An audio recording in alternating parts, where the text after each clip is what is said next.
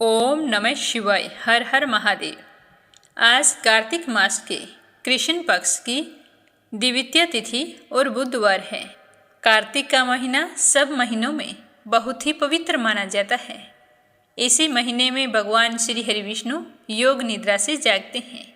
कहा जाता है कि इस महीने में श्रद्धा और नियम से पूजा पाठ करने वाले भक्तों पर भगवान श्री हरि विष्णु, श्री कृष्ण और माता लक्ष्मी की विशेष कृपा बरसती है। इसके साथ ही इस पवित्र महीने में भजन कीर्तन, स्नान दान, दीप दान और तुलसी पूजा का विशेष महत्व बताया गया है। ऐसा करने से अक्षय पुण्य फलों की प्राप्ति होती है और सभी पापों का नाश होता है। साथ ही जीवन में सुख, समृद्धि और शांति बनी रहती है। कार्तिक के पूरे महीने शाम के समय तुलसी माता के समक्ष घी का दीपक जलाएं और एक दीपक घर के मुख्य दरवाजे पर बाहर की ओर सरसों के तेल का दीपक जलाना चाहिए। कहते हैं कि यह आकाश दीप होता है, जिसे जलाने से हमारे जीवन में आने वाली तमाम मुश्किलें अपने आप दूर हो जाती हैं और घर में सुख सौभाग्य का वास होता है। तो अब अपने शुभारंभ करते हैं आज की कथा का। इससे पहले आप सभी श्रोताओं का बहुत बहुत धन्यवाद, जो आप इस चैनल पर प्रस्तुत कथाओं को इतने प्रेम से सुनते हैं और कमेंट करके भी बताते हैं। लेकिन आपसे मेरी विनती है कि आप ज़्यादा से ज़्यादा इस चैनल पर प्रस्तुत होने वाली कथाओं को अपने मित्रगणों और रिश्तेदारों में शेयर करें, ताकि अपना यह मीरा भक्ति स्टोरीज परिवार खूब तरक्की करे, खूब बड़ा हो और हमारी संस्कृति जिंदा रहे। हमारी यह पूरी कोशिश रहती है कि हम आपको व्रत और त्योहारों के बारे में सही से जानकारी दें और उन व्रत कथाओं को भी प्रस्तुत करें। बोलो गणेश जी महाराज की जय हो। पुराने समय की बात है। एक तालाब पर एक मेंढक और एक मेंढकी रहा करते थे। मेंढकी हमेशा भगवान गणेश जी की पूजा अर्चना करती थी।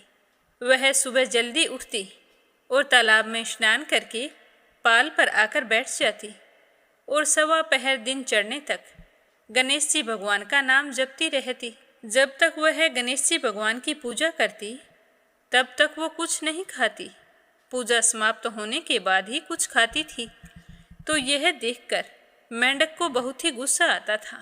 एक दिन वो मेंढकी से कहने लगा कि मेंढकी, तुम रोजाना ये क्या करती हो? सुबह जल्दी उठ जाती हो और सवा पहर दिन चढ़ने तक पाल पर बैठी रहती हो, गार खाती हो ना मिट्टी। इस तरह कैसे काम चलेगा? तो मेंढकी ने कहा कि स्वामी, मैं तो गणेश जी भगवान की पूजा करती हूँ। गणेश जी महाराज हमारी समस्त विघ्न बाधाओं से रक्षा करते हैं। मैं तो कहती हूँ कि तुम भी रोजाना गणेश जी की पूजा किया करो। तो मेंढक कहने लगा कि मैं कोई गणेश जी को नहीं जानता हूँ। गणेश जी कौन है? हे मेंढकी, तुम तो पापी है, जो हर समय पर पुरुष का नाम लेती है। तुम्हारे लिए तो मैं ही भगवान हूँ और तुम इस पाप को करना बंद कर दो। आज के बाद से कोई गणेश जी की पूजा नहीं करनी, मुझे अच्छा नहीं लगता।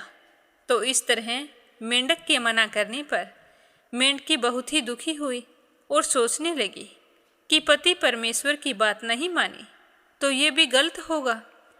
पर मैं भगवान गणेश की पूजा को ऐसे बीच में ही कैसे छोड़ दूं? इन्हें कैसे समझाऊं कि भगवान की पूजा करना गलत नहीं है? तो वह मन ही मन गणेश जी भगवान का स्मरण करने लगी कि हे गणेश जी महाराज, मुझे कोई रास्ता दिखाओ ताकि मैं निरंतर आपकी पूजा करती रहूं। तो मेंढकी के इस तरह पुकारने पर गणेश जी महाराज की माया से एक दिन राजा की एक दासी आती है और जैसे ही वो तालाब में पानी भरने के लिए अपना मटका डुबोती है, तो मेंढक और मेंढकी दोनों पानी के साथ उस घड़े में चले जाते हैं और दासी उस घड़े को उठाकर राजमहल में आ जाती है। वहां आकर वह सीधे ही उस घड़े को चूल्हे पर चढ़ा देती है, नीचे आग जला देती है। तभी मेंढकी तो गणेश जी भगवान का स्मरण करने लगती है। तो जैसे जैसे पानी गर्म होता जाता है, तो मेंढकी को तो इस बात का बिल्कुल भी पता नहीं चलता कि पानी गर्म हो रहा है। मेंढक कहता है कि मेंढकी, मैं तो जल रहा हूँ, यहाँ से निकलने का कोई उपाय सोचो, आज हम दोनों की यहीं पर जान निकल जाएगी। तो मेंढकी कहने लगी कि स्वामी, आप कैसे जल रहे हैं? मुझे तो ठंडी ठंडी सेब आ रही है। मैं तो गणेश जी भगवान की पूजा कर रही हूँ और पूजा समाप्त होने तक कुछ ना कुछ उपाय तो निकल ही आएगा। तो मेंढक कहने लगा कि जब तक तुम्हारी पूजा समाप्त होगी तब तक तो यह पानी उबल जाएगा और मेरी तो जान निकल जाएगी। आज तुम कुछ कर, तुम्हारे गणेश जी भगवान से बोल कि हमारी जान बचाए। अगर आज वो ऐसा करते हैं तो मैं भी तुम्हारे साथ रोजाना गणेश जी भगवान की पूजा किया करूँगा। क्योंकि मेंढक के यह समझ में आ गया था कि इतने गर्म पानी में मेंढकी आराम से बैठी है तो इसकी रक्षा गणेश जी भगवान ही कर रहे हैं। मैंने उनका अपमान करके बहुत बड़ी गलती कर दी है। तो अपने स्वामी को इस तरह पानी में जलता हुआ देखकर मेंढकी गणेश जी भगवान को याद करती है और कहती है कि हे गणेश जी भगवान, आज तक मैंने आपकी पूजा की है, उसका फल मुझे यही दो कि आज मेरे पति की जान बचाओ। तो मेंढकी के इस तरह स्मरण करने पर गणेश जी भगवान प्रसन्न हो जाते हैं और थोड़ी ही देर में दो सांड लड़ते हुए वहाँ आते हैं और लड़ते लड़ते उस गड्ढे से टकरा जाते हैं, जिससे वह गड्ढा फूट जाता है और मेंढक और मेंढकी दोनों संकट से मुक्त होकर तालाब में चले जाते हैं। और फिर दूसरे दिन से मेंढक और मेंढकी सुबह जल्दी उठते हैं, स्नान करके सवा पहर दिन चढ़ने तक गणेश जी भगवान की पूजा करते हैं। तो मेंढक को इस तरह गणेश जी भगवान की पूजा करते हुए देखकर मेंढकी को बहुत ही खुशी होती है और वह मन ही मन गणेश जी भगवान का धन्यवाद करने लगती है। हे गणेश जी महाराज, जिस तरह आपने मेंढक व मेंढकी के संकटों को दूर किया, वैसे ही सबके कष्ट दूर करना। जो भी आपकी इस कथा को सुने, सुनाए या हुंकारा भरे, उसकी सारी मनोकामनाएं पूर्ण करना। बोलो गणेश जी महाराज की जय हो। कार्तिक स्नान की कथा और कार्तिक मास का महात्म्य। तो आप सभी से मेरा निवेदन है कि कार्तिक स्नान की कथाओं और महात्म्य को श्रद्धा भाव से पूरा सुने, ताकि श्री हरि विष्णु की असीम कृपा आप पर बनी रहे। क्योंकि आदि अधूरी कथा और बिना आस्था के पूजा पाठ करने से हमें उसका कोई पुण्य फल प्राप्त नहीं होता। यही सब कुछ आज कार्तिक स्नान की कथा में बताया गया है।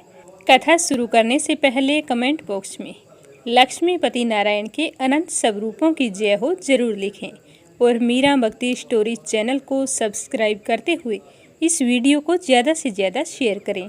बोलिए लक्ष्मीपति नारायण की जय हो।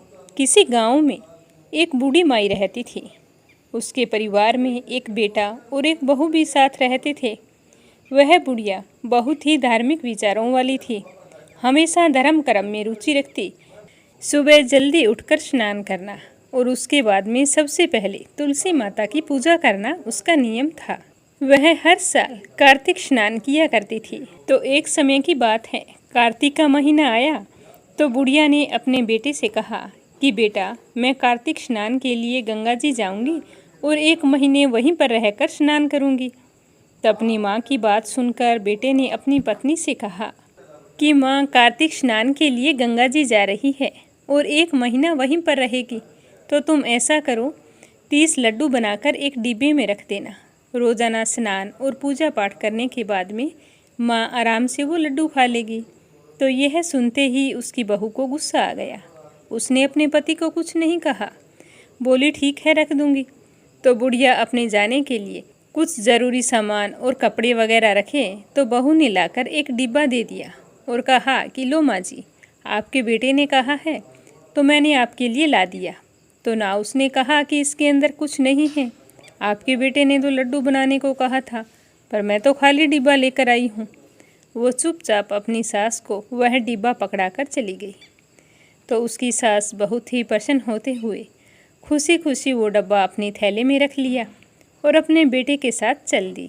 तो उसका बेटा अपनी माँ को लेकर गंगा जी चला गया और वहाँ जाकर अपनी माँ को झोंपड़ी बनाकर दे दी।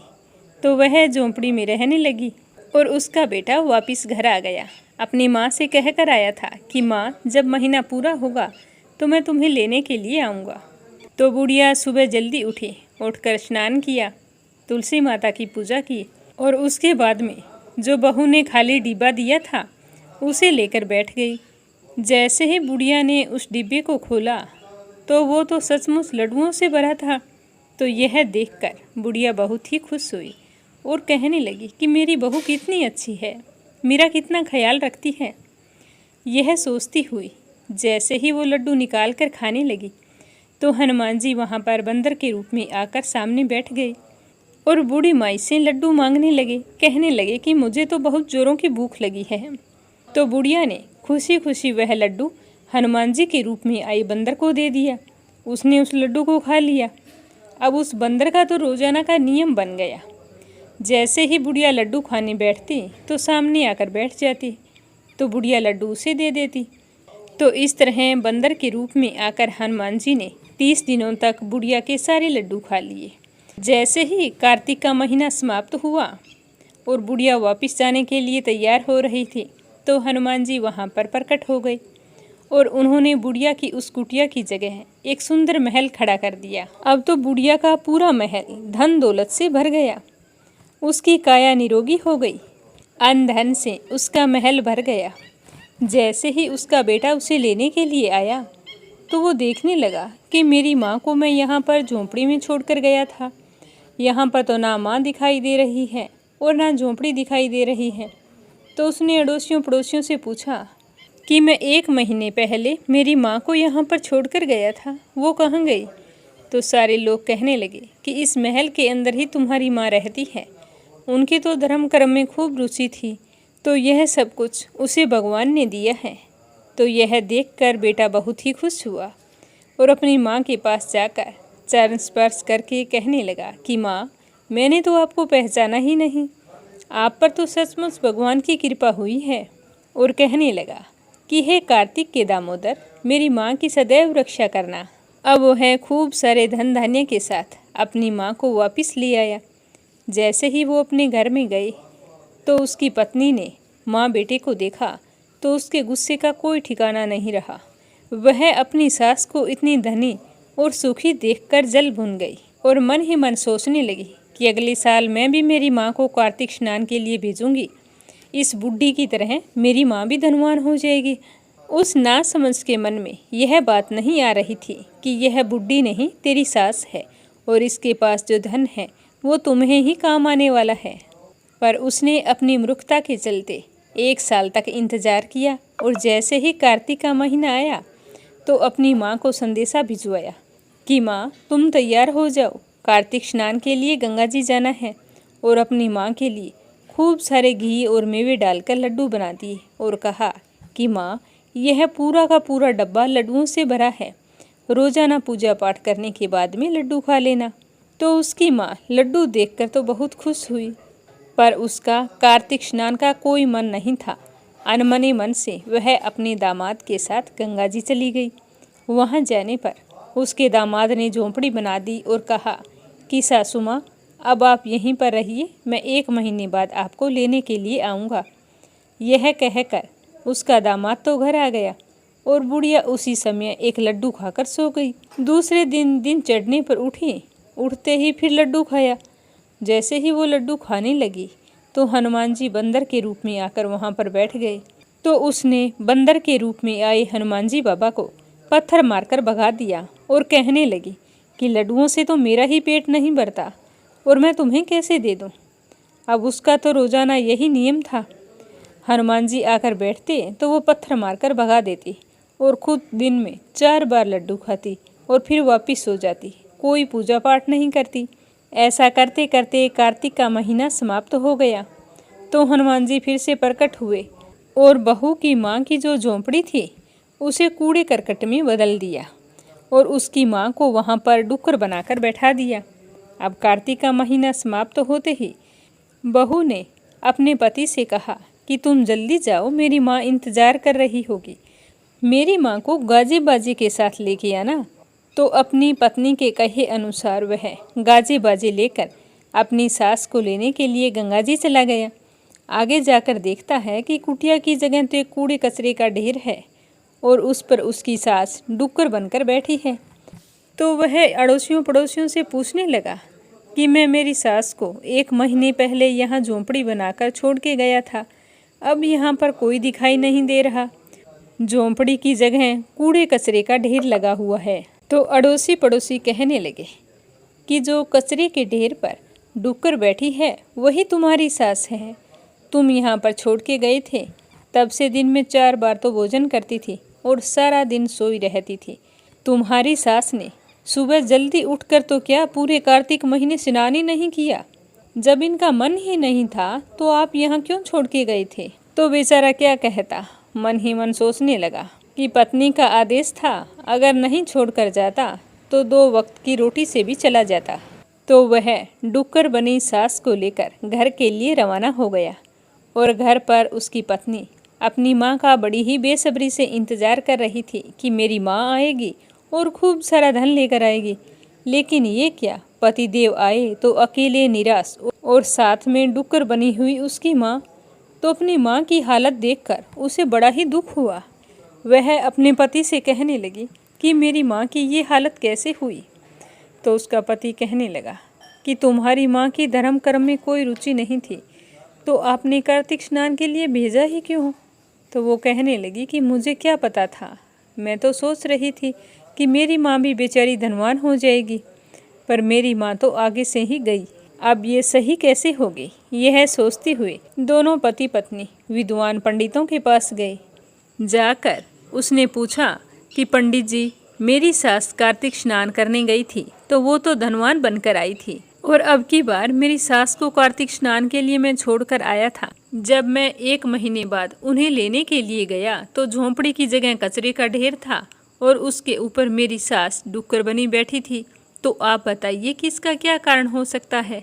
तो उन विद्वान पंडितों ने कुछ देर तक सोच विचार करके कहा कि तुम्हारी माँ ने सच्चे मन से कार्तिक स्नान किया था और पूरे महीने भूखी रही थी, क्योंकि अपने हिस्से का जो लड्डू था वो हनुमान जी के रूप में आए हुए बंदर को खिला देती थी। तो वह बहू मन ही मन सोचने लगी कि बुढ़िया के पास लड्डू कहाँ से आए, मैंने तो खाली डिब्बा भेजा था। तो वो विद्वान पंडित कहने लगे कि इसीलिए तुम्हारी माँ पर कार्तिक देवता का आशीर्वाद बरसा है, लेकिन तुम्हारी सास ने पापी मन से यह कार्य किया है। जल्दी उठकर तो क्या, कार्तिक के महीने 1 दिन स्नान भी नहीं किया, दिन में 4 बार उठकर लड्डू खा लेती थी और फिर वापिस सो जाती थी। जब हनुमान जी बंदर के रूप में इसके सामने आते तो यह पत्थर मारकर भगा देती थी। इतना ही नहीं, इसने कार्तिक के महीने में बेटी के घर का अन्न खाया है, इसीलिए कार्तिक देवता इससे नाराज हो गई है, जिसकी वजह से यह डुक्कर बन गई है। तो बुढ़िया की बहू हाथ जोड़कर कहने लगी कि पंडित जी, इसका कोई उपाय तो होगा। यह कहकर हाथ जोड़कर वो दीन विनती करने लगी और कहने लगी कि मुझसे गलती हो गई, मैंने अपनी सास और माँ में बहुत ज़्यादा फर्क रखा था, जबकि मेरी सास बहुत ही अच्छे विचारों वाली है, फिर भी मैंने उनका कभी कहना नहीं माना। और जब वो कार्तिक स्नान के लिए जा रही थी तो अपने गुस्से के चलते मैंने उनके साथ खाली डिब्बा रख दिया। तो वो विद्वान पंडित कहने लगी कि बेटा, देर आए दुरुस्त आए, अब तुम ऐसा करना कि अपनी सास की खूब सेवा करना। सुबह जल्दी उठकर उन्हें स्नान करने के लिए पानी डालना। जब तुम्हारी सास स्नान कर ले तो बचे हुए पानी से तुम्हारी माँ को स्नान कराना, तो यह फिर से ठीक हो जाएगी। तो दोनों पति पत्नी पंडित जी का धन्यवाद करते हुए घर आ गए। घर आते ही बहू ने अपनी सास के पैर पकड़कर माफ़ी मांगी और कहा कि माँ जी, मुझसे गलती हो गई, जो मैंने आपका कभी भी सम्मान नहीं किया, हर बात पर आपका अपमान करती रही। तो उसकी सास कहने लगी, नहीं बेटा, ऐसी कोई बात नहीं है, मैंने तो तुम्हें हमेशा से अपनी बेटी माना है। बच्चे तो गलती करते हैं, माँ कभी भी उनसे नाराज़ नहीं होती। तो यह सुनकर उसका तो दिल पसीज गया। फिर वह रोज़ाना सुबह जल्दी उठती, अपनी सास को स्नान करने के लिए पानी डालती और फिर बचे हुए पानी से अपनी माँ को स्नान कराती और फिर शाम को अपनी सास के हाथ पैर दबाती। तो इस तरह कार्तिक देवता उससे खुश हो गए और उस पर अपनी पूरी कृपा बरसाई। उसकी माँ पुनः ठीक हो गई और उसका घर अन्न धन से भर गया। बोलो कार्तिक देवता की जय हो। कहानी के बाद में हमेशा हाथ जोड़कर कहना चाहिए कि हे कार्तिक देवता, कथा में भूल चूक हो गई हो तो हमें क्षमा करना। जैसे आप लड़के की माँ पर बरसे वैसी ही कृपा हम सब पर करना, और जैसे बहू की माँ पर की वैसी कृपा किसी पर मत करना। अब सुनते हैं अगली कहानी, इल्ली और घुन की, जिसे कार्तिक के महीने जरूर सुनना चाहिए। बोलो लक्ष्मीपति नारायण की जय हो। एक समय की बात है, एक इल्ली और घुन रहा करते थे। दोनों में अच्छी दोस्ती थी, जहाँ भी जाते साथ साथ जाते। तो एक बार कार्तिक का महीना आया तो राजा की बेटी कार्तिक स्नान के लिए जा रही थी। तो इल्ली कहने लगी कि आओ घुन, हम भी कार्तिक स्नान करते हैं। राजा की बेटी जाती है तो हम भी चले जाएंगे, क्या पता हमें भी पुण्य फलों की प्राप्ति हो। तो इल्ली की बात सुनकर घुन कहने लगा कि तू ही कार्तिक स्नान कर, मैं तो कार्तिक स्नान के बारे में कुछ नहीं जानता, क्या होता है इसके करने से, मैं तो नहीं करूँगा। घुन के मना करने पर इल्ली एक बार तो उदास हो गई। सोचने लगी कि कार्तिक स्नान तो जरूर करना था। तभी उसके मन में एक विचार आया कि राजा की बेटी जाती है तो उसके पल्ले से लगकर चली जाऊंगी और उसी के साथ वापिस आ जाऊंगी, मुझे अकेली जाना नहीं पड़ेगा। तो यह सोचकर वो तो बहुत ही खुश हुई और दूसरे ही दिन से राजा की लड़की जब स्नान करने के लिए जाती तो उसकी चुन्नी के पल्ले के लगकर वो इल्ली भी चली जाती। जब राजा की बेटी गंगा जी पहुंच जाती तो इल्ली उतरकर धीरे से गंगा स्नान करती और वापिस आकर चुन्नी के पल्ले से लग जाती। इस तरह इल्ली ने राजा की बेटी के साथ पूरे महीने कार्तिक स्नान किया। घुन से वो रोजाना कहती थी, पर घुन ने तो एक ही दिन जाकर कार्तिक स्नान नहीं किया। समय बीतता गया। आयु पूरी होने पर दोनों मृत्यु को प्राप्त हो गए। इल्ली अपने दूसरे जन्म में कार्तिक स्नान के पुण्य प्रताप से राजा के घर में जन्म लिया और घुन राजा के घर का गधा बन गया। अब राजा की बेटी खूब लाड प्यार के साथ पलने बढ़ने लगी। समय के साथ वो बड़ी हुई तो राजा ने अपनी बेटी का विवाह किया। खूब सारा दान दहेज देकर अपनी बेटी को विदा किया। तो बेटी ससुराल जाने लगी तो उसने अपनी पालकी रुकवाई और राजा से कहने लगी कि पिताजी, मुझे तो यह गधा चाहिए। तो अपनी बेटी के मुंह से इस तरह की बात सुनकर राजा को बड़ी ही हैरानी हुई। राजा कहने लगे कि बेटी, तुम चाहे तो धन और दौलत और ले जा, पर इस गधे को मत लेकर जा। लोग क्या कहेंगे कि राजा के घर से आई है और दहेज में गधा लेकर आई है। पर राजा की बेटी तो अपनी जिद पर अड़ी रही। कहने लगी कि पिताजी, मुझे और कोई दान दहेज नहीं चाहिए, मुझे तो बस ये गधा दे दो, सब कुछ मिल जाएगा। राजा को आखिर अपनी बेटी के आगे झुकना पड़ा और उस गधे को रथ के बंधवा दिया। अब गधा तो रथ के साथ साथ तेज तेज दौड़ने लगा और इस तरह राजा की बेटी अपने ससुराल पहुंच गई। वहां पर खूब लोग इकट्ठे हुए थे, देखने आए थे कि राजा के बेटे की बहू कैसी है। पर जब लोगों ने रथ के गधा बंधा हुआ देखा तो सभी लोगों को बड़ा ही आश्चर्य हुआ और कहने लगा कि देखो, राजा के घर से आई है और गधे को लेकर आई है। पर वह कुछ नहीं बोली। राजा और उसके बेटे को भी बड़ी ही हैरानी हो रही थी कि बहू गधे को लेकर क्यों आई है। फिर रथ से खोलकर गधे को महल के नीचे बंधवा दिया। अब रोजाना राजा की पुत्रवधू घर का काम जल्दी जल्दी निपटाती और नीचे उतर आती और उस गधे से बातें करने लगती। जब लड़की नीचे आती तो गधा कहता कि मुझे पानी पिला दे। तो वो लड़की कहती, मैंने तुम्हें पहले ही कहा था कि कार्तिक स्नान कर ले, पर तूने तो मेरा कहना नहीं माना। तू तो बोलता था कि मैं तो कार्तिक स्नान नहीं करूँगा, ना मैं व्रत करूँगा, मैं तो बाजरा खाऊंगा और ठंडा ठंडा पानी पीऊँगा। अब बाजरा खा और ठंडा ठंडा पानी पी। मेरे साथ कार्तिक स्नान कर लेता तो तेरी ये हालत ना होती। एक दिन राजा ने अपनी पुत्रवधू को गधे के साथ बातें करते हुए सुन लिया। तो उन्होंने अपने राजकुमार को बुलाकर सारी बात बताई। तो राजकुमार ने आकर अपनी पत्नी से कहा कि आप मुझे सारी बात बताओ। तब रानी बनी उस लड़की ने कहा कि स्वामी, मैं पिछले जन्म में इल्ली थी और जो ये गधा है ये घुन था।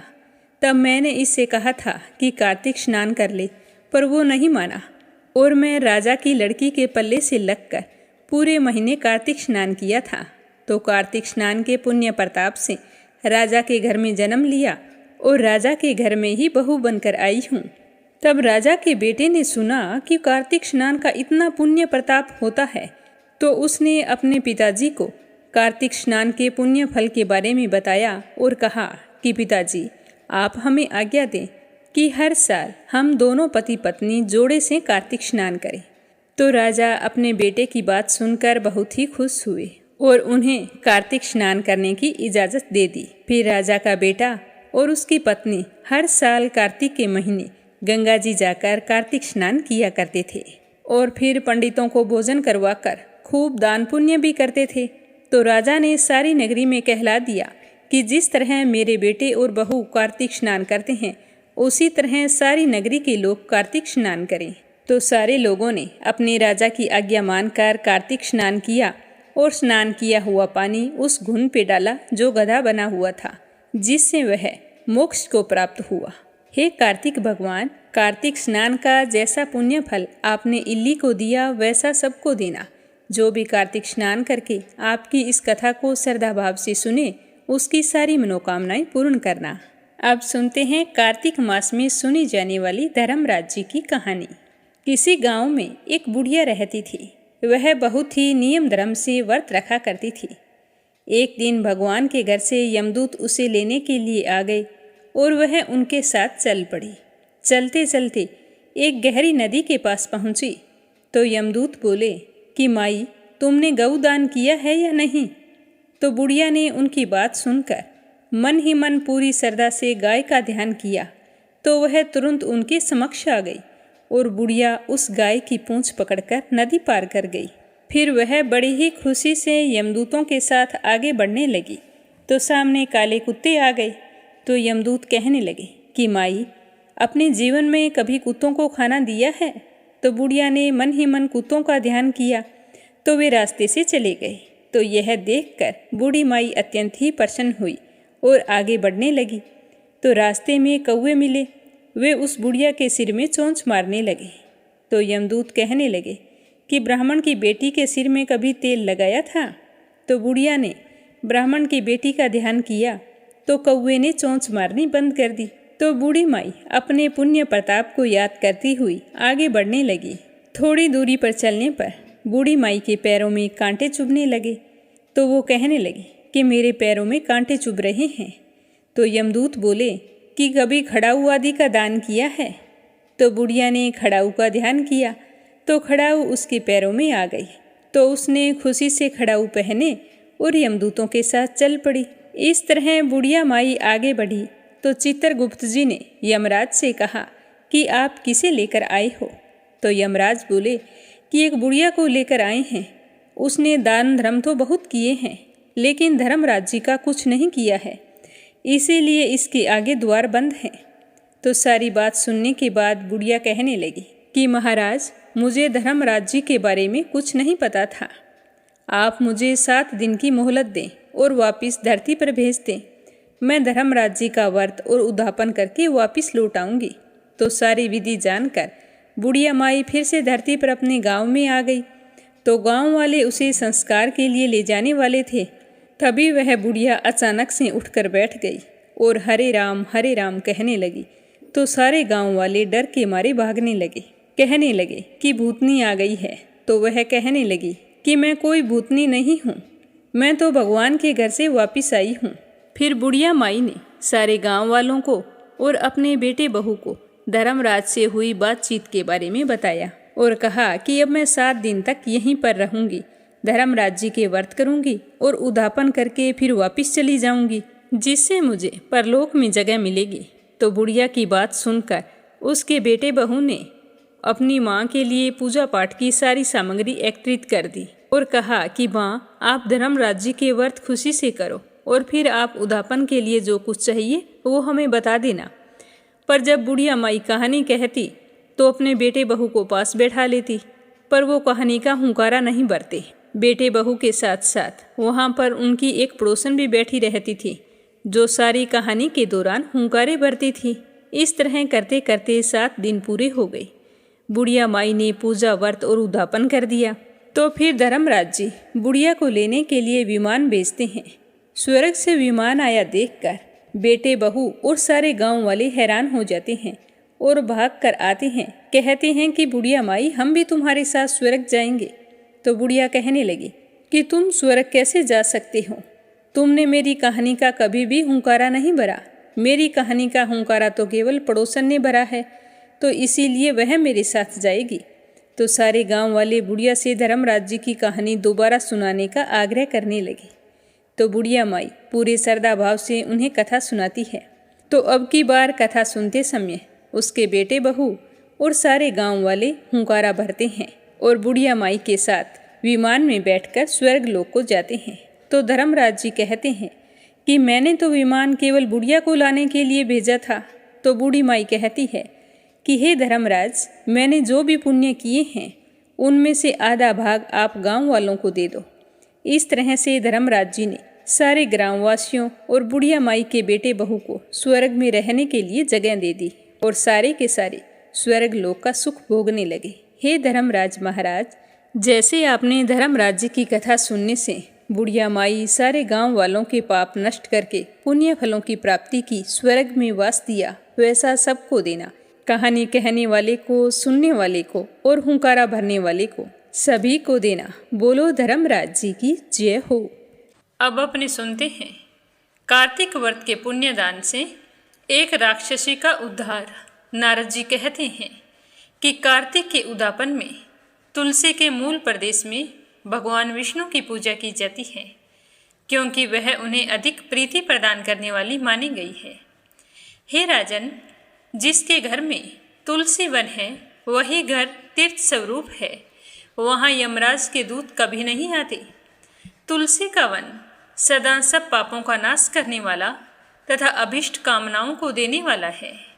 जो श्रेष्ठ मनुष्य तुलसी का पौधा लगाते हैं वे कभी यमराज को नहीं देखते। नर्मदा का दर्शन, गंगा का स्नान और तुलसी का पौधा, ये तीनों एक समान ही कहे गए हैं। जो व्यक्ति तुलसी की मंजरी से संयुक्त होकर प्राण त्याग करता है, वह अगर सैकड़ों पापों से लिप्त हो तो भी यमराज उसकी ओर देख भी नहीं सकते। जो मनुष्य आंवले के फलों और तुलसी के पत्तों से मिश्रित जल के द्वारा स्नान करता है, उसे गंगा स्नान करने का पुण्य फल प्राप्त होता है।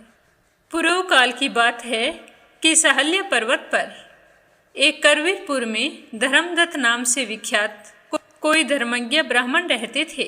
एक दिन कार्तिक के महीने में भगवान विष्णु के समीप जागरण करने के लिए वे भगवान के मंदिर की ओर चले गए।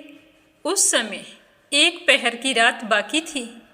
भगवान के पूजन की सामग्री साथ लिए जाते हुए ब्राह्मण ने मार्ग में देखा कि एक भयंकर राक्षसी आ रही है। उसे देखते ही ब्राह्मण भय से थर्रा उठे। उनका सारा शरीर कांपने लगा। उन्होंने साहस करके पूजा की सामग्री तथा जल से ही उस राक्षसी के ऊपर प्रहार किया और उन्होंने हरि नाम का स्मरण किया। तुलसी दल मिश्रित जल उसके पास था, उसी जल से उसको छींटा मारा, जिससे उसके सारे पातक नष्ट हो गए और उसे अपने पूर्व जन्म के कर्मों का स्मरण हो आया। उसने ब्राह्मण को दंडवत प्रणाम करके कहा कि हे ब्राह्मण, मैं पूर्व जन्म के कर्मों के फल से इस दशा को पहुंची हूँ। अब तुम मुझे बताओ कि मुझे उत्तम गति की प्राप्ति कैसे होगी। तो धर्मदत्त ब्राह्मण ने कहा कि किस कर्म के फल से तुम इस दशा को पहुंची हो, कहाँ की रहने वाली हो, तुम्हारा नाम क्या है और आचार व्यवहार कैसा है, ये सारी बातें मुझे बताओ। तो कलहा कहने लगी कि हे ब्राह्मण, मेरे पूर्व जन्म की बात है। सौराष्ट्र नगर में भिक्षु नाम के एक ब्राह्मण रहते थे और मैं उन्हीं की पत्नी थी। मेरा नाम कलहा था और मैं बड़े क्रूर स्वभाव की स्त्री थी। मैंने वचन से कभी भी अपने पति का भला नहीं किया और ना ही कभी उससे मीठे वचनों से बातचीत की, ना कभी मीठा भोजन परोसा। मैं सदा अपने स्वामी को धोखा देती रही। मुझे लड़ाई करनी बहुत प्रिय थी और इसी कारण मेरे पति मुझसे विमुख हो गए और फिर उन्होंने दूसरी स्त्री से विवाह करने का निश्चय किया। तब मैंने जहर खाकर अपने प्राण त्याग दिए। फिर यमराज के दूत आए, मुझे बांधकर पीटते हुए यमलोक में ले गए। वहाँ यमराज ने मुझे देखकर चित्रगुप्त से पूछा कि हे चित्रगुप्त, इसका लेखा जोखा देखो, इसने कैसा कर्म किया है। जैसा इसका कर्म हो उसी के अनुसार यह शुभ या अशुभ प्राप्त करे। तो चित्रगुप्त ने सब कुछ देखकर कहा कि इसने कोई भी शुभ कर्म नहीं किया है। यह स्वयं तो मिठाइयाँ उड़ाती थी और अपने पति को कभी भी मीठा खाने को नहीं दिया। इसने सदा अपने पति से द्वेष, लड़ाई झगड़ा किया है। इसीलिए अब यह चमगादुरी होकर रहे तथा सदा कलह में ही इसकी प्रवृत्ति रही है। इसीलिए यह विष्टा भोजी सूकरी की योनि में रहे। जिस बर्तन में भोजन बनाया जाता है उसी में यह सदा अकेली ही खाया करती थी। अतः उसके दोष से यह अपने ही संतान का भक्षण करने वाली बिल्ली हो। इसने अपने पति को निमित्त बनाकर आत्मघात किया। इसीलिए यह अत्यंत निंदनीय स्त्री प्रेत के शरीर में भी कुछ काल तक अकेली ही रहे। इसे यमदूतों के द्वारा निर्जल प्रदेश में भेज देना चाहिए। वहाँ दीर्घ काल तक यह प्रेत के शरीर में निवास करेगी। उसके बाद यह पापिन शेष 3 योनियों का उपभोग करेगी। कलह इस तरह कहती हुई कहने लगी कि हे ब्राह्मण, मैं वही पापिनी कलह हूँ। इस प्रेत शरीर में आए हुए मुझे 500 वर्ष व्यतीत हो चुके हैं। मैं सदा भूख प्यास से पीड़ित रहा करती हूँ। एक बनिए के शरीर में प्रवेश करके इस दक्षिण देश में कृष्णा और वेणी के संगम तक आई हूँ और ज्यों ही इस संगम तट पर पहुँची, मुझे भगवान शिव और विष्णु के पार्षदों ने बलपूर्वक उसके शरीर से दूर भगा दिया। तब से मैं भूख का कष्ट सहन करती हुई इधर उधर भटकती फिर रही हूँ और आज मेरी दृष्टि आपके ऊपर पड़ गई और आपके हाथ से तुलसी मिला हुआ जल का संसर्ग पाकर मेरे सारे पाप नष्ट हो गए हैं। हे ब्राह्मण, अब आप ही ऐसा कोई उपाय कीजिए जिससे मैं इस प्रेत शरीर से निकलकर भविष्य में होने वाली भयंकर 3 योनियों से बच जाऊं। मेरी मुक्ति किस तरह होगी? हे ब्राह्मण, मुझ पर ये उपकार कीजिए। तो कलह का यह वचन सुनकर ब्राह्मण धर्मदत्त ने बहुत समय तक सोच विचार किया और फिर कहने लगे कि तीर्थ में दान और व्रत आदि सत्कर्म करने से मनुष्य के पाप नष्ट हो जाते हैं, परंतु तू तो प्रेत के शरीर में है, अतः उन कर्मों को करने की अधिकारिणी भी नहीं है। तो तुम्हारी मुक्ति के लिए मुझे ही कोई उपाय करना होगा। मैंने जन्म से लेकर अब तक कार्तिक का व्रत किया है और उस व्रत का आधा पुण्य आज मैं तुम्हें दे रहा हूँ। तो उसी से सद्गति को प्राप्त हो जा। इस तरह कहकर ब्राह्मण धर्मदत्त ने द्वादक्षर मंत्र का जप करते हुए अपने पुण्य फल को उसके निमित्त किया और तुलसी मिले हुए जल से उसका अभिषेक किया। तभी वह प्रेत योनि से मुक्त हो प्रज्वलित अग्नि शिखा के समान तेजस्विनी एवं दिव्य रूप धारिणी देवी हो गई और सौंदर्य में लक्ष्मी जी की समानता करने लगी। उसके बाद उसने भूमि पर दंड की भांति गिरकर ब्राह्मण देवता को प्रणाम किया और बहुत ही खुश होकर मीठे वचनों में कहा कि हे ब्राह्मण, आपके प्रसाद से आज मैं इस नरक से छुटकारा पा गई। मैं पाप के समुद्र में डूब रही थी, आप मेरे लिए नौका के समान हो गई। वह इस प्रकार ब्राह्मण से कह रही थी कि तभी आकाश से एक दिव्य विमान उतरता हुआ दिखाई दिया। वह अत्यंत प्रकाशमान एवं विष्णु रूपधारी पार्षदों से युक्त था।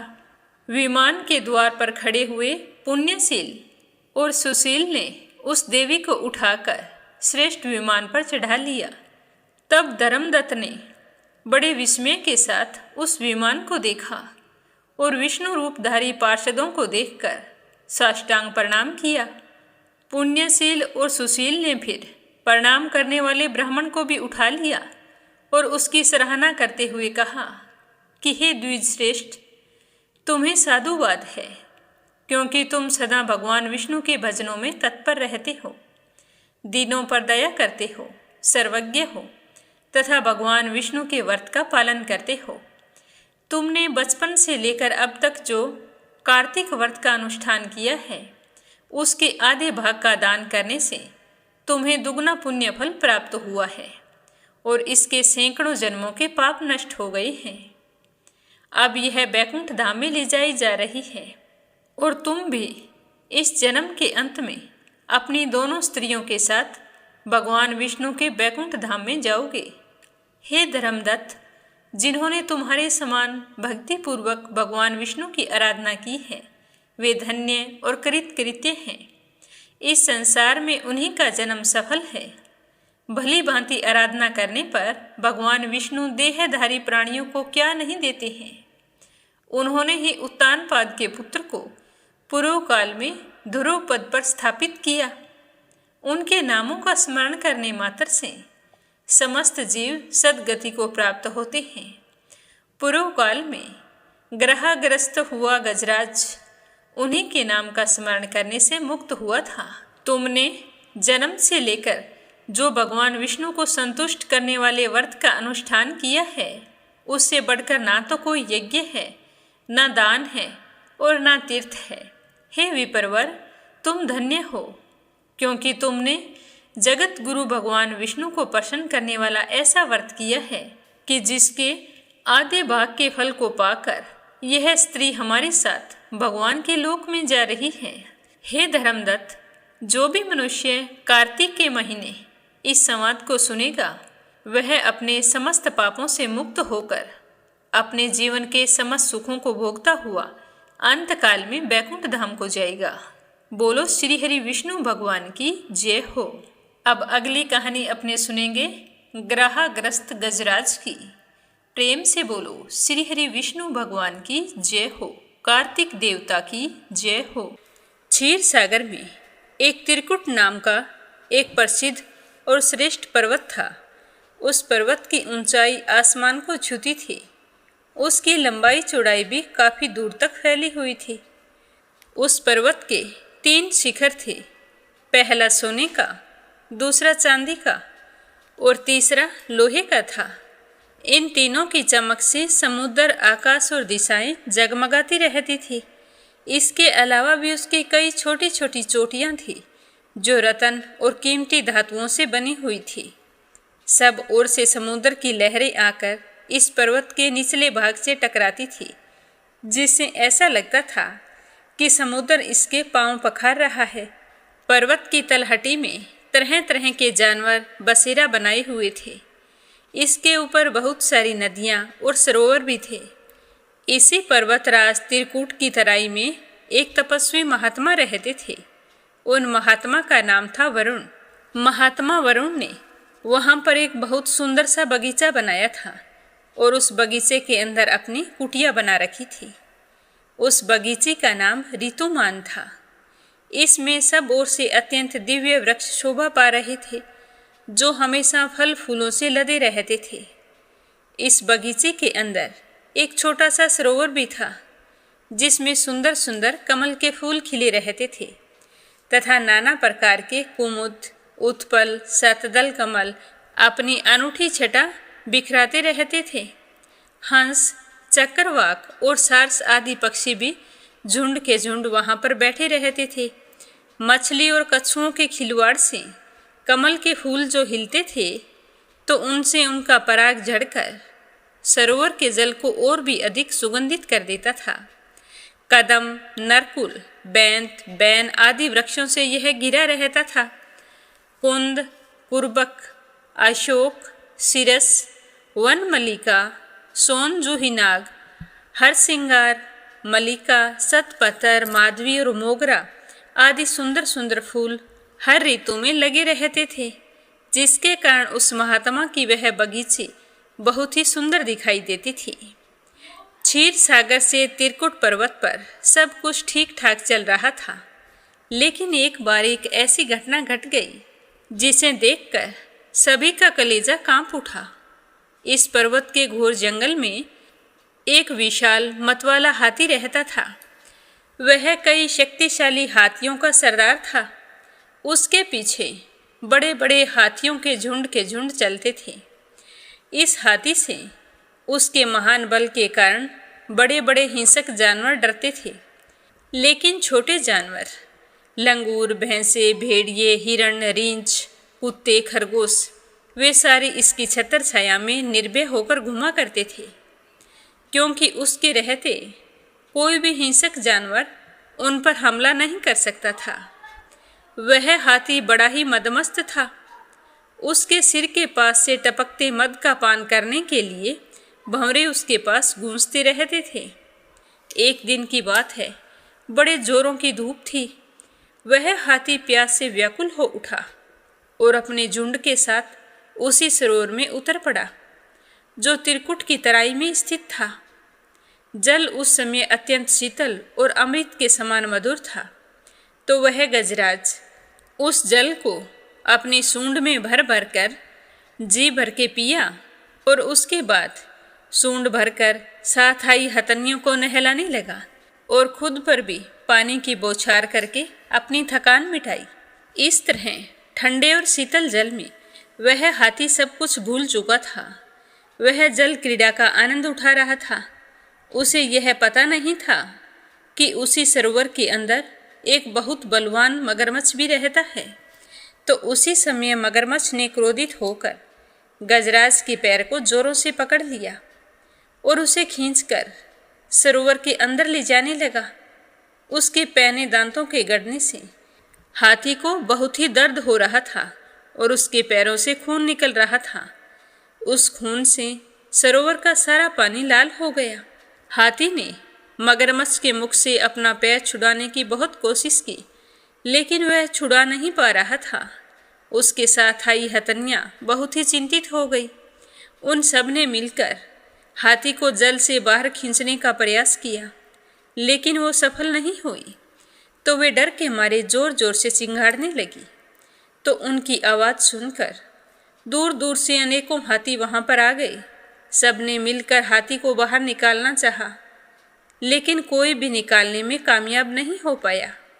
तो सारे हाथियों और हथनियों को बहुत ही दुख हो रहा था कि उनके सरदार हाथी को किस तरह एक मगरमच्छ उसे खींचकर पानी के अंदर लेकर जा रहा है। लेकिन सारे बेबस थे, कुछ भी नहीं कर पा रहे थे। सारे हाथी शांत होकर एक ओर बैठ गए और फिर मगरमच्छ और हाथी के बीच में युद्ध चलने लगा।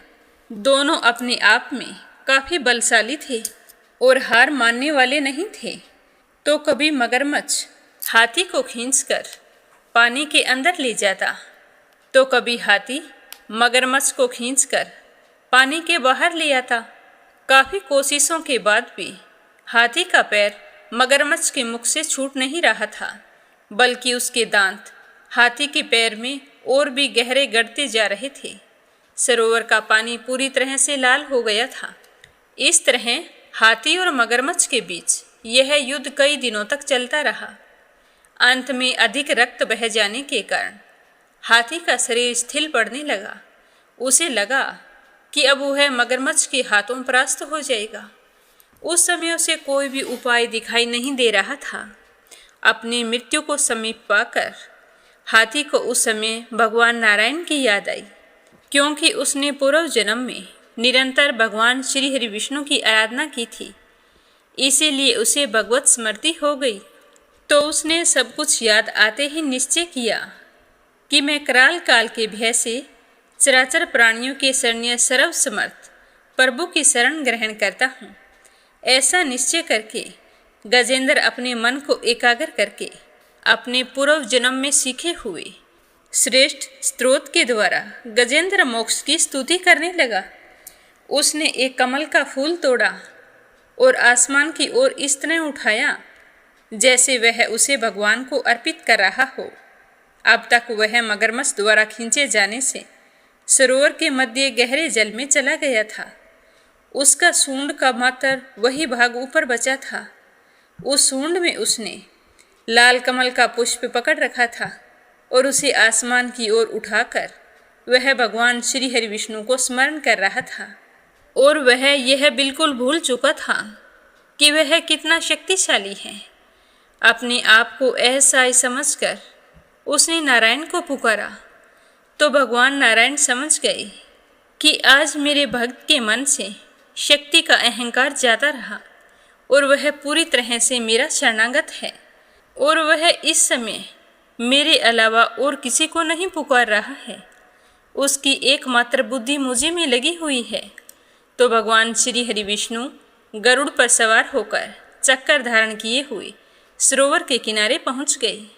जब उन्होंने देखा कि गजेंद्र हाथी डूबने वाला है तो वह जल्दी से गरुड़ से कूद पड़े। उस समय तक तो वहाँ बहुत सारे देवी देवता भगवान के आगमन को समझकर वहाँ उपस्थित हो गए थे।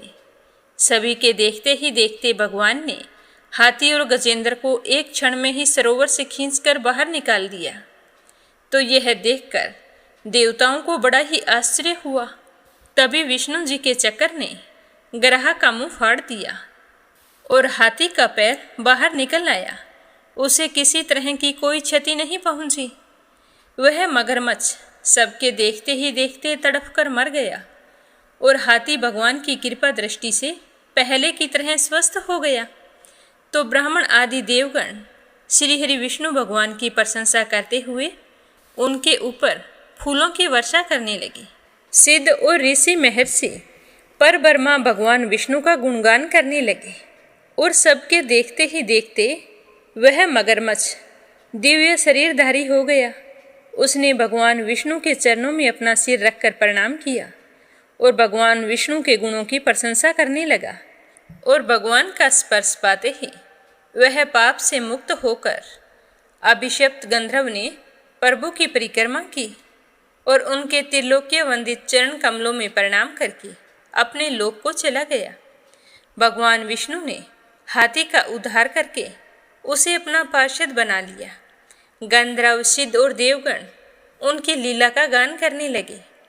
गजेंद्र की स्तुति से प्रसन्न होकर भगवान विष्णु ने सबके सामने कहा कि प्यारे हाथी, हे गजेंद्र, जो लोग ब्रह्म मुहूर्त में उठकर तुम्हारी की हुई स्तुति से मेरा स्तवन करेंगे उन्हें मैं मृत्यु के समय निर्मल बुद्धि का दान करूंगा। यह कहकर भगवान विष्णु ने पार्षद के रूप में हाथी को साथ लिया और गरुड़ पर सवार होकर अपने दिव्य धाम को चले गए। वह मगरमच्छ और हाथी पूर्व जन्म में कपिल मुनि महर्षि कर्दम के पुत्र थे। कर्दम ऋषि की पत्नी का नाम देवहूति था। उन्हीं के गर्भ से कपिल मुनि का जन्म हुआ था। लेकिन उन्हीं देवहूति को कर्दम जी से पहले कई और भी संतानें हुई थी। उन्हीं कर्दम और देवहूति के कपिल मुनि से 2 बड़े पुत्र थे जो कि वेदज्ञ थे। एक बार राजा के यहाँ यज्ञ संपन्न करने आए थे। जब दोनों को धन मिला तो उस धन को लेकर उन दोनों में विवाद हो गया। तभी दोनों ने एक दूसरे को मगरमच्छ और हाथी की योनि में जाने का श्राप दे दिया। वे दोनों विष्णु भगत थे और दोनों की बात सत्य भी हुई। लेकिन मौत से पहले उन्होंने तपस्या करके विष्णु जी को प्रसन्न कर लिया था और वरदान में मुक्ति की मांग की थी। इसीलिए अगले जन्म में उन्हें अपने पूर्व जन्म का स्मरण था और अगले जन्म में फिर दोनों ने भगवान श्री हरि विष्णु के हाथों मुक्ति पाई थी। बोलो जगत के पालनहार श्री हरि विष्णु भगवान की जय हो। तो ये थी कार्तिक स्नान की कथा। अब अपने सुनते हैं कार्तिक मास का महात्म्य। बोलो श्री कृष्ण भगवान की जय हो। अपने पिछले जन्म की बात सुनकर सत्यभामा बहुत ही खुश हुई और फिर भगवान श्री कृष्ण से कहने लगी कि हे प्रभु, आप तो सभी काल में व्यापक हैं और सभी काल आपके आगे एक समान है। फिर यह कार्तिक मास ही सभी महीनों में श्रेष्ठ क्यों है? आप सब तिथियों में एकादशी और सब महीनों में कार्तिक महीने को ही अपना प्रिय बताते हैं। इसका क्या कारण है, मैं जानना चाहती हूँ। तो सत्यभामा की बात सुनकर श्री कृष्ण ने कहा कि हे भामिनी, तुमने बहुत ही अच्छा प्रश्न किया है। मैं तुम्हें इसका उत्तर देता हूँ, ध्यानपूर्वक सुनना। इसी प्रकार एक महाराज बेन के पुत्र राजा पृथु ने प्रश्न के उत्तर में देव ऋषि नारद से प्रश्न किया था और जिसका उत्तर देते हुए नारद जी ने उसे कार्तिक मास की महिमा बताते हुए कहा था कि हे राजन, एक समय शंख नाम का एक राक्षस बहुत ही बलवान एवं अत्याचारी हो गया। उसके अत्याचार से तीनों लोकों में त्राही त्राही मच गई। उस शंखासुर ने स्वर्ग में निवास करने वाले देवताओं पर विजय प्राप्त करके इंद्र देवताओं एवं लोकपालों के अधिकारों को छीन लिया और उन्हें स्वर्ग लोक से निकाल दिया। उसे भयभीत होकर सारे देवता अपने परिवार के सदस्यों के साथ सुमेरु पर्वत की गुफाओं में बहुत दिनों तक छिपे रहे। तत्पश्चात वे निश्चित होकर सुमेरु पर्वत की गुफाओं में ही रहने लगे। जब इस बात का पता शंखासुर को चला कि देवता आनंद पूर्वक सुमेरु पर्वत की गुफाओं में निवास कर रहे हैं, तो उसने सोचा कि ऐसी कोई दिव्य शक्ति अवश्य है जिसके प्रभाव से अधिकारहीन यह देवता अभी भी बलवान बने हुए हैं। मुझे कुछ न कुछ करना पड़ेगा। सोचते सोचते वह इस निर्णय पर पहुंचा कि वेद मंत्रों के बल के कारण ही देवता बलवान हो रहे हैं। यदि इनसे वेद छीन लिए जाएं, तो वे बलहीन हो जाएंगे। तो ऐसा विचार करके शंखासुर ब्रह्मा जी के सत्यलोक से शीघ्र ही वेदों को हर लाया। तो वेद भय के मारे उसके चंगुल से निकल भागे और जल में समा गए। शंखासुर ने वेद मंत्रों तथा बीज मंत्रों को ढूंढते हुए सागर में प्रवेश किया, परंतु ना तो उसको वेद मिले और ना ही बीज मंत्र मिले। जब शंखासुर सागर से निराश होकर वापस लौटा, तो उस समय पितामह ब्रह्मा जी पूजा की सामग्री लेकर सभी देवताओं के साथ भगवान विष्णु की शरण में पहुंचे और भगवान को गहरी नींद से जगाने के लिए गाना बजाना करने लगे। धूप गंध आदि से बारंबार उनका पूजन करने लगे।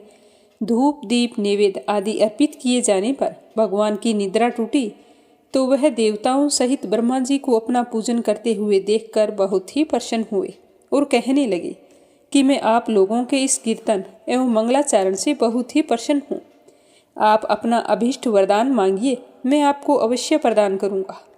जो मनुष्य अश्विनी शुक्ल पक्ष की एकादशी यानी कि देव उत्थान एकादशी तक ब्रह्म मुहूर्त में उठकर मेरी पूजा करेंगे, उन्हें मैं तुम्हारी ही भांति मेरे प्रसन्न होने के कारण सुख की प्राप्ति होगी।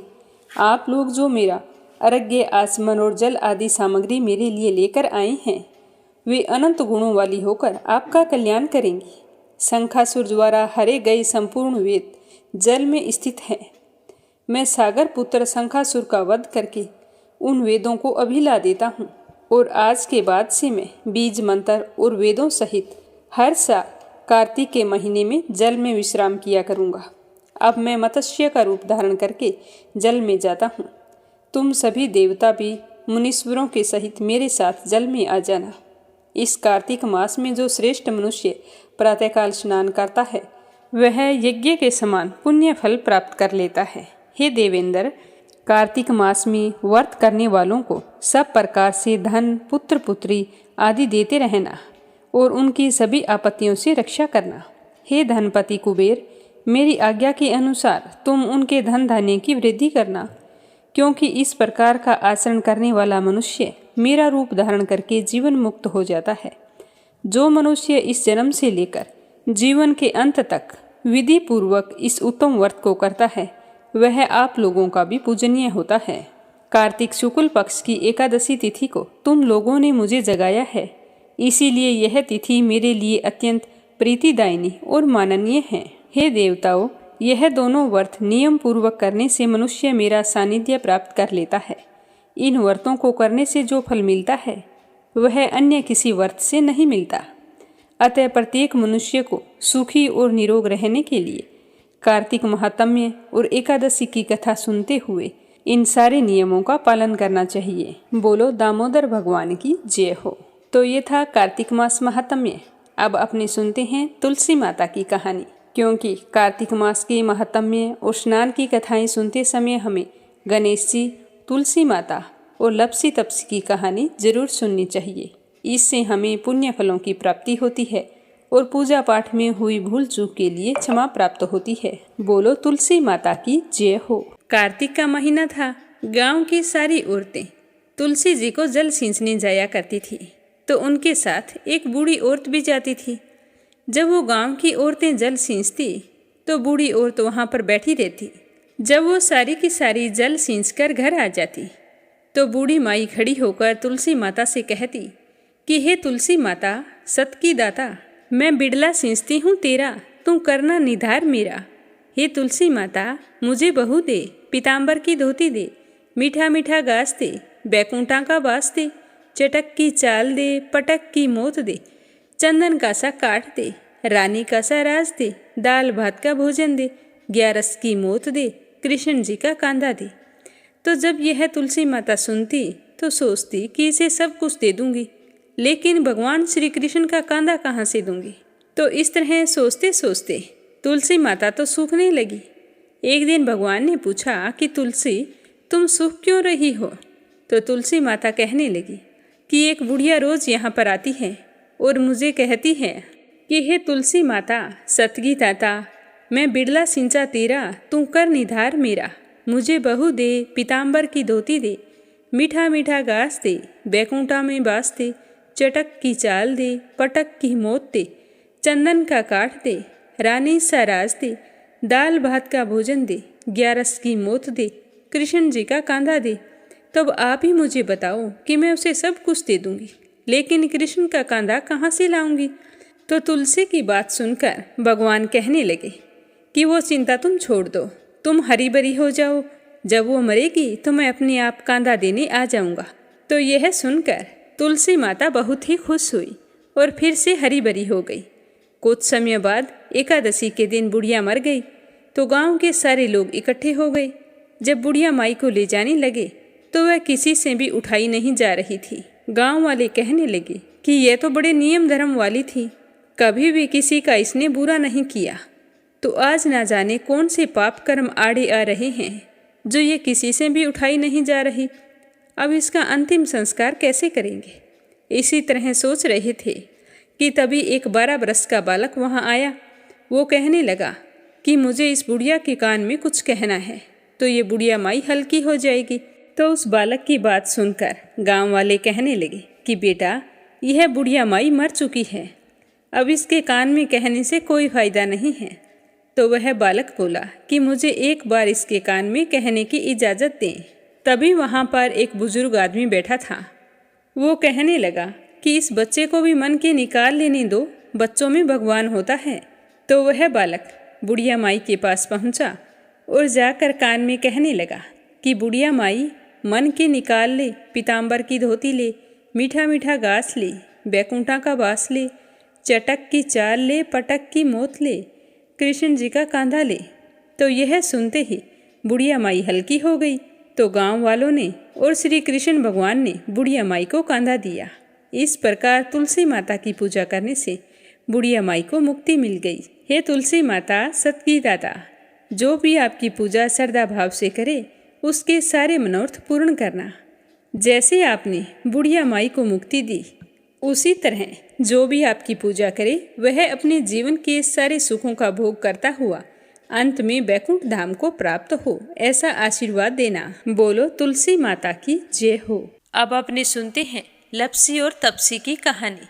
बोलो लपसी तपसी की जय हो। बहुत पुराने समय की बात है। एक गांव में एक ब्राह्मण परिवार रहा करता था। उसमें पति पत्नी के अलावा उनके 2 बच्चे थे। एक बेटा था, एक बेटी थी। ब्राह्मण दंपति बहुत ही सरल स्वभाव के थे।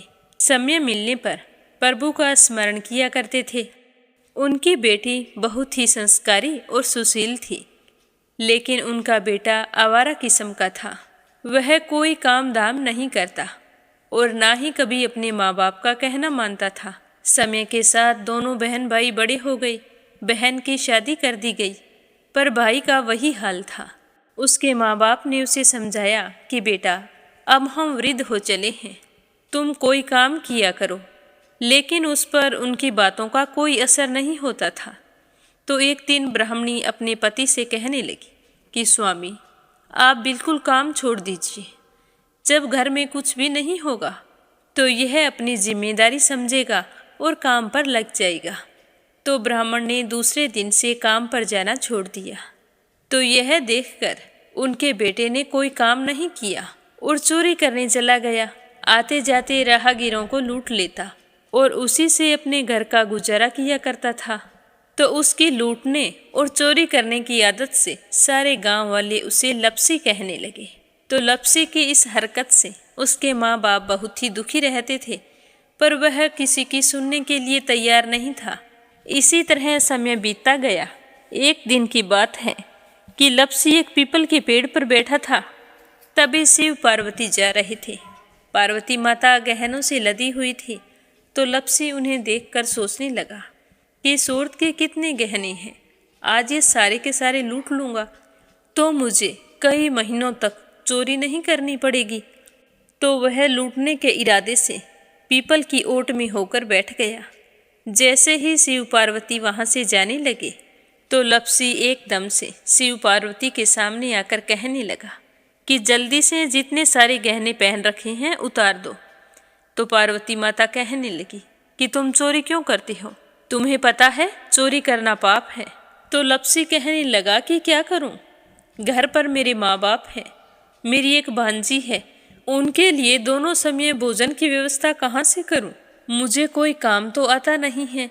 तो लप्सी की बात सुनकर पार्वती माता कहने लगी कि तुम जो चोरी करके पाप करते हो, इस पाप का भागी कौन बनेगा? तो लप्सी कहने लगा कि मेरे घर वाले सारे बनेंगे। तो पार्वती माता कहने लगी कि कोई नहीं बनेगा, पाप के भागी केवल तुम बनोगे।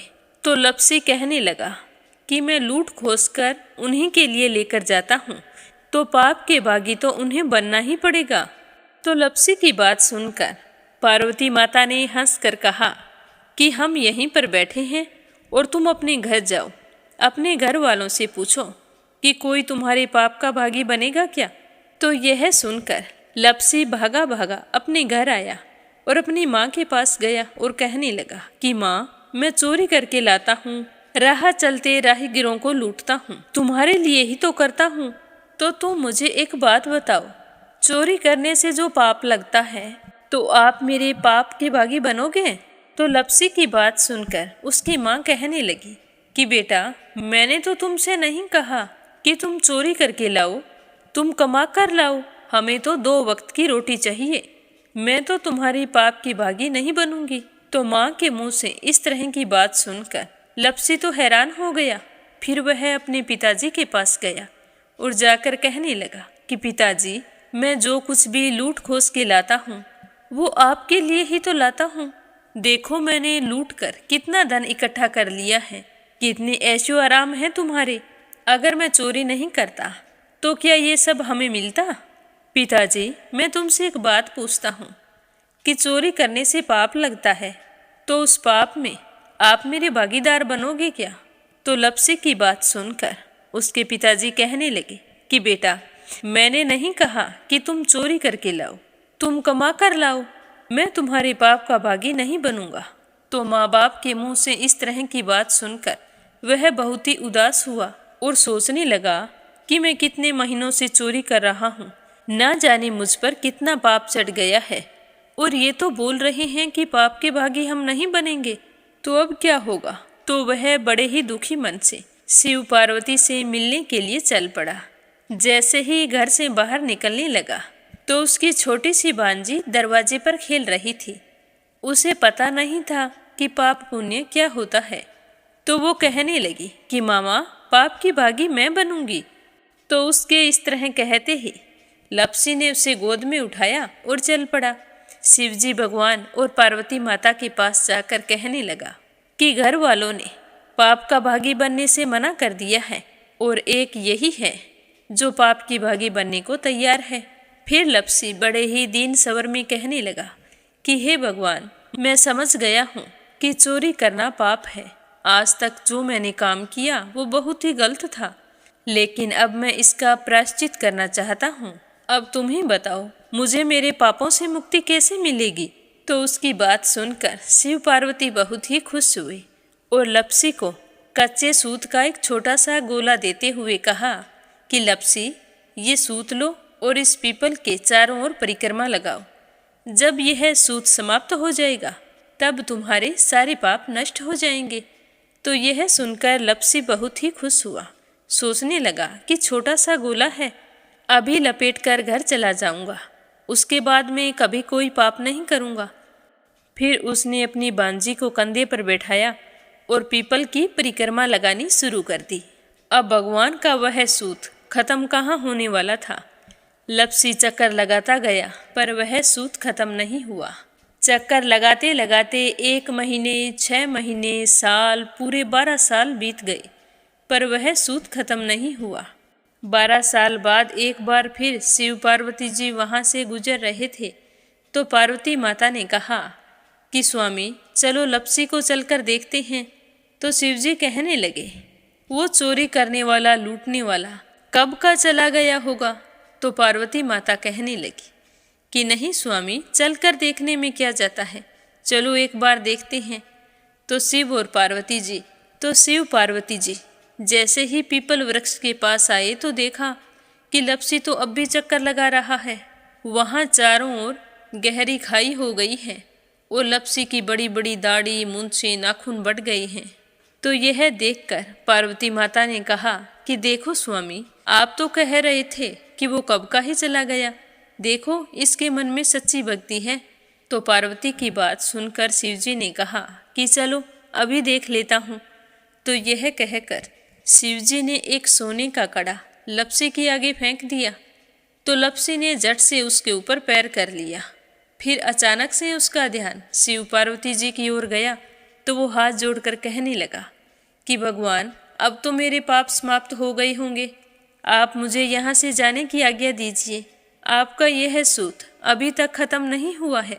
तो शिवजी भगवान ने कहा कि तुम्हारे पाप कर्म भी अभी तक पूरे नहीं हुए हैं। तो शिवजी की बात सुनकर लपसी कहने लगा कि भगवान, मुझे पूरे 12 वर्ष हो गए हैं आपकी भक्ति करते करते और अब भी आप मुझ पर शक कर रहे हैं। तो शिवजी ने कहा कि अपना पैर उठाओ। तो जैसे ही लपसी ने अपना पैर उठाया तो उसके पैर के नीचे सोने का कड़ा था। तो यह देखकर लपसी शर्मिंदा हो गया और कहने लगा कि प्रभु, गलती हो गई, मुझे माफ़ करो, आगे से मैं ऐसी गलती कभी नहीं करूँगा। तो शिवजी कहने लगे कि नहीं लपसी, तुम्हारा पाप ऐसे पूरा नहीं हो सकता, अब तुम्हें 12 वर्ष तक और इसी तरह परिक्रमा करनी होगी, उसी के बाद तुम्हारे पाप समाप्त होंगे। यह कहकर शिव पार्वती वहाँ से चले गए और वह फिर से पीपल के पेड़ की परिक्रमा करता रहा। करते करते 12 साल बीत गए। 12 साल बाद में शिव पार्वती जी वहाँ पर आए तो उन्होंने देखा कि आज भी वो वहीं पर चक्कर लगा रहा है। तो शिव जी ने फिर उसके सामने सोने की अंगूठी फेंकी पर उसने कोई ध्यान नहीं दिया। तो शिव जी भगवान प्रसन्न होकर कहने लगे कि हे लपसी, आज से तुम मेरी तपस्या करके तपसी बन गए हो। मैं तुम्हें वरदान देता हूँ कि तुम अपने जीवन में सारे सुखों को प्राप्त करेगा और तूने 24 बरस तक मेरी भक्ति की है, इसका फल भी तुझे अवश्य मिलेगा। जो भी औरत गाय और कुत्ते की रोटी नहीं बनाएगी उसका पुण्य फल तुम्हें मिलेगा। आंगन लीप कर दहलीज नहीं लीपेगी तो उसका पुण्य फल भी तुझे ही मिलेगा। अगर हमारे घर की बहन बेटी को हम सूट, तीवल या साड़ी भेंट स्वरूप देते हैं तो साथ में मोली का धागा और कुछ रुपए नहीं देंगे तो उसका पुण्य फल भी तुम्हें ही मिलेगा। अगर कोई दिए से दिया जलाएगा तो उसका पुण्य फल भी तुम्हें ही मिलेगा। अगर व्रत और पूजा पाठ में सारी कहानी सुन ले और तुम्हारी कहानी ना सुने तो उसका पुण्य फल भी तुम्हें ही मिलेगा। कहा जाता है कि तभी से सुबह पहली रोटी गाय की और सुबह की अंतिम रोटी छोटी बनाई जाती है और शाम को अंतिम रोटी बड़ी बनाई जाती है जो कुत्ते की होती है। और दिए से दिया भी नहीं जलाया जाता और घर की बहन बेटियों को सूट और तीवल के साथ भेंट स्वरूप कुछ रुपए भी जरूर दिए जाते हैं। और उसी दिन से हर व्रत कथा के बाद में लपसी तपसी की कहानी जरूर सुनी जाती है और कथा समाप्त होने पर कहा जाता है कि लपसी का फल लपसी को मिले, तपसी का फल तपसी को मिले। हमारी पूजा पाठ का, हमारे व्रत का और हमारी कहानी का पुण्य फल हमें मिले। बोलो लपसी तपसी की जय हो। तो ये थी लपसी और तपसी की कहानी। लपसी तपसी 2 भाई नहीं थे। लपसी और तपसी एक ही आदमी का नाम था। लूट कर लाता था, इसीलिए उसे लपसी के नाम से पुकारते थे और फिर भगवान की तपस्या करने के कारण उसे तपसी के नाम से जाना जाने लगा। बोलो लपसी तपसी की जय हो। आज का पहला कमेंट परमेश्वरी रघुवीर सिंह हैं दिल्ली से। दूसरा है संजय, सोनिया, हिताक्षी, दीपेश, मयंक हरियाणा से। और तीसरा है अपराजिता, मीना श्रीवास्तव नेपाल से।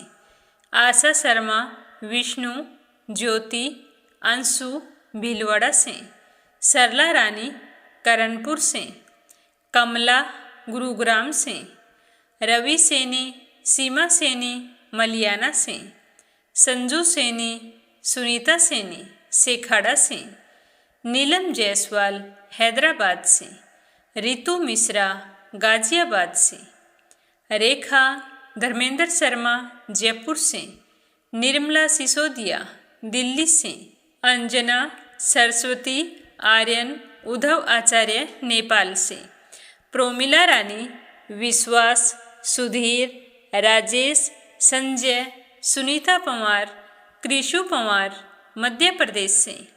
रुक्मणी शर्मा अंबाला से। विमला गुरुग्राम से। आरती खैरावर अगरखर से। सीमा जोशी, रवि कुमार जोशी दिल्ली से।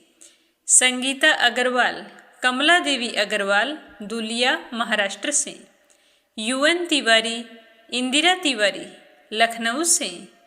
श्यामवती, सुषमा, विष्णु हरियाणा से। वंदना वर्मा इंदौर से। नर बहादुर पाल, भागीरथी पाल नेपाल से। चंद्रकांता दिल्ली से। राधा रोहिला दिल्ली से। सुमन चांदोरा जोधपुर से। श्रीमती शर्मा अलीगढ़ से। श्रीमती यशोदा उड़ीसा से। रामचंद्र मांडिया राजस्थान से। सरोज अग्रवाल जबलपुर से। बीना देविका कनिका वाशने अलीगढ़ से।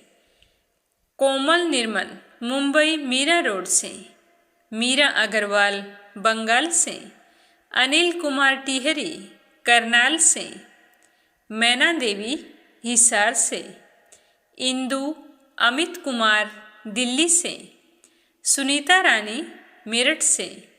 मीनू वालिया दिल्ली से। मोनिका नागर तिगांव से। श्रीचंद यादव गया बिहार से। गीता गोस्वामी, सुनीता गोस्वामी मेरठ से। सरला गुप्ता दिल्ली से। यमलाल पांडे, पवित्रा पांडे, गौरव पांडे, गंतव्य पांडे नेपाल से। मीणा प्रधान किरण पानीपत से। सुदेश नागपाल करनाल से। अशोक कुमार जी भटनागर भोपाल मध्य प्रदेश से। बीनू मेहरा दिल्ली से। शोभा कुंवर पुरोहित अहमदाबाद से। प्रीति शर्मा दिल्ली से। हेमा दवे भयंदर मुंबई से। प्रमोद यादव साहू हिमाचल प्रदेश से। निर्मला सिसोदिया दिल्ली से। नंदा पांडुरंग पुजारी ब्रह्मपुरी महाराष्ट्र से। संजीव कंसल, कविता कंसल, हितेश कंसल, आरुष कंसल, रानी कंसल मुजफ्फरनगर से। शंभू प्रसाद भट्ट स्नेहिल, पूर्णिमा देवी भट्ट उत्तराखंड से। पूनम यादव करेली से। रजनी बड़ोला उत्तराखंड से। वीणा रुस्तोगी, कमला देवी भीलवाड़ा से। एक श्रोता छत्तीसगढ़ से हैं, इन्होंने अपना नाम नहीं बताया। रामावती देवी जगबीर सिंह हैं। रवि कुमार, राहुल कुमार, अनुज कुमार, रुद्र कुमार, ज्योति, वंदना, भावना, आराध्या, अनाया, अविका, तोलू मोलू मेरठ से।